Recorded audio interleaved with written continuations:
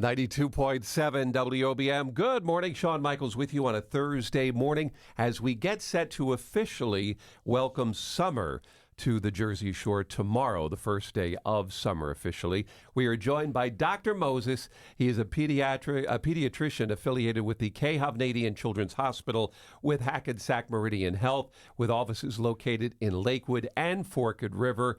And they're there to help keep kids healthy with preventative medicine, as well as help manage chronic conditions from the day you bring them home to the day they go to college. So, Dr. Moses, good morning. Thanks for being with us today. Good morning, and thank you for having me. Now, we're talking about family safety for the summer, and as I mentioned, tomorrow is the first official day of summer, so it is here, and so will be the summer sun. So let's begin there, because we hear so much about SPF, and SPF 15, and SPF 30, and 50, and 100. What is the difference when it comes to SPFs? So SPF really, first of all, stands for sun protective factor. It's what you find in sunscreen, and it's recommended that whatever sunscreen you use should have a minimum of SPF 30 or higher, because those are the guys that really help protect our skin from being hit by the harmful rays of the sun. Now, would you say that obviously outside of not having severe exposure to the sun, erring on the side of caution and getting a higher SPF can never be a bad thing, can it? No, it can't be.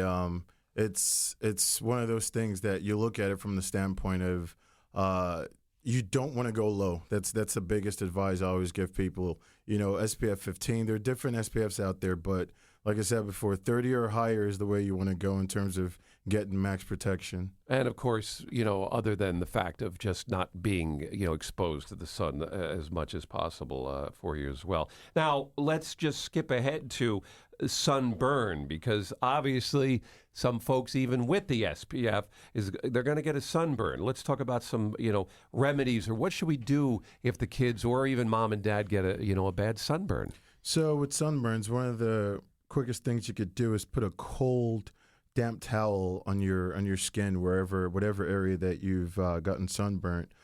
Sometimes also moisturizers that have aloe vera in them can certainly help soothe the sunburned skin. Sometimes you may even find blisters. Please leave them alone. Don't go popping the blisters or anything like that. Just leave it alone. And obviously, sometimes you have a lot of pain.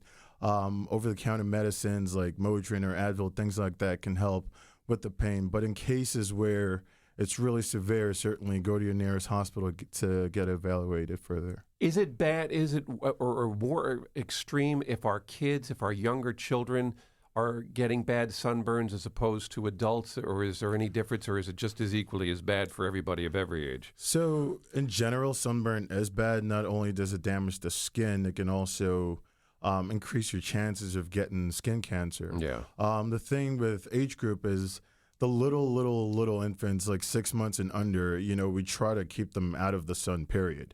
Their skin is still so fragile, and they can easily get damaged, even worse than adults. So again, the biggest advice really is for the older kids, adults, things like that. If you have to go out there, make sure you have a lot of sunscreen, and you're reapplying it every couple of hours to, again, avoid being hit by those UV rays. We're talking with Dr. Moses. He's a pediatrician affiliated with the Hovnanian Children's Hospital, and summer safety for your family. Heat exhaustion.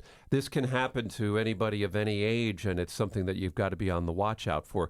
What are some of the symptoms if we're getting close to being dealing with heat exhaustion? So in terms of heat exhaustion, a lot of times you can start getting cramps, muscle cramps, headaches, heavy sweating. Sometimes you feel fatigued as well. So it's always a good idea whenever you're out and about in the sun to always walk around with a bottle of water or something to help, rehydrate you.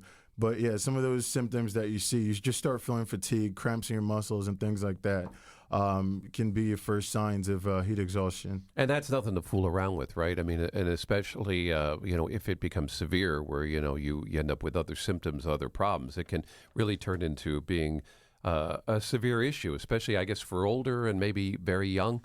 Yes, certainly. Once you don't take care of it at the early stages, you can start developing low blood pressure when you stand up, really dizzy, lightheaded, sometimes even fainting can happen. So once you start seeing those early signs where you're feeling a little woozy, your muscles are tingling and cramping up, it's a good idea to get hydrated and get out of the sun as soon as possible. What are some of the activities we can do that you think are pretty good for summertime, being mindful of the heat and the sun? So in the summer, you being out there is what the fun activities are. So swimming is are one of my favorite things to do. Mm-hmm. Yeah. So definitely getting out there and swimming. Being a pediatrician, it's always don't leave the kids out there without being there with them and watching them and making sure they're always being supervised. You can do fun outdoor things like planting with a family, going to the park, and things of that sort. Those are all good, healthy activities, so to speak, while you're outdoors. Definitely. And of course, as you said, watch the skin exposure, watch the heat. Make sure you're not, overdoing it out there in this hot weather when it really, really starts to get hot out there. And you brought up a good point, water safety. Never leave kids around that pool unattended, and make sure they're swimming with lifeguards at the ocean and the lakes. That's always a good advice for everybody. Sure. How do we get more details on summer safety, Doctor, if we want to get more information? So you can, the Hackensack website at hackensackmeridianhealth.org, there's a lot of information out there in terms of just keeping your kids safe out in the sun, keeping your kids, all the SPF stuff we talked about, it's all on there, just getting straightforward information on how to be safe out there during the summer. Very good. You can also go to Hovnanianchildren'shospital.com for more information. Dr. Moses, have a great summer, and thanks for giving us some tips that'll keep the family feeling better this year. Awesome. Thanks for having me. I really appreciate it, Tom. All right. Check it out for more details. We'll have links on our website, too, at WOBM.com.